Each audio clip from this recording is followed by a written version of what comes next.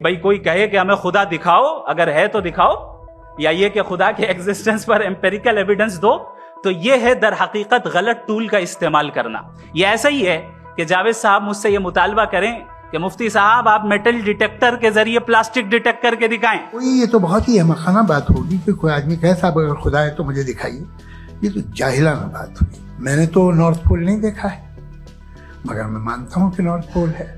अगर आज हमारे जावेद अख्तर साहब ऐसी कोई अकली दलील और लॉजिकल एविडेंस दें खुदा के ना होने पर, जो डेफिनेट भी हो, तो मैं ये ऐलान करता हूं कि यकीनन मैं उस एविडेंस को कबूल करूंगा और उस पर गौर करूंगा। जो मजहब मांगता है आपसे, हर मजहब फेथ फेथ का मतलब ये है कि ना कोई गवाह हो, ना कोई सबूत हो, ना कोई रैशनल हो, ना कोई लॉजिक हो, ना कोई प्रूफ हो, मगर तुम एक बात को मानो।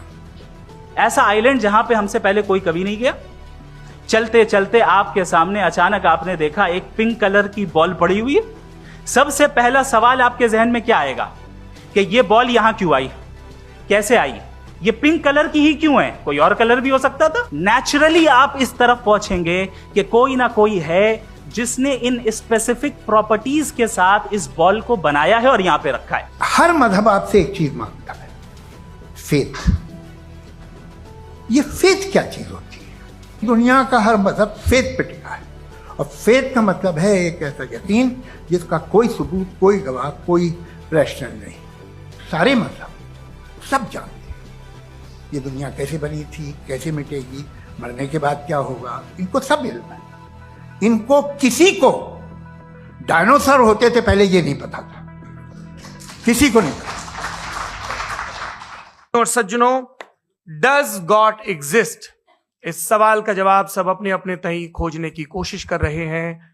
कोई इसको गॉड डैम पार्टिकल की खोज बताता है, कोई गॉड पार्टिकल की खोज बताता है, कोई हिग्स बोसान की खोज बताता है, कोई ये सवाल जवाब तलाशने की कोशिश करता है कि मास एग्जिस्टेंस में आखिर आया कैसे, हुआ क्या था, सृष्टि के पहले, समय के पहले क्या था। और कोई ये कहता है कि ये सारी खोजें जिस मस्तिष्क में हो रही हैं प्रकृति के क्रम में, वो कैसे विकसित हुआ।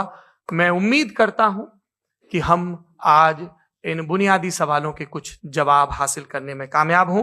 मैं सबसे पहले मंच पर आमंत्रित कर रहा हूं मुफ्ती शमाइल नदवी साहब को। आइए सर जी।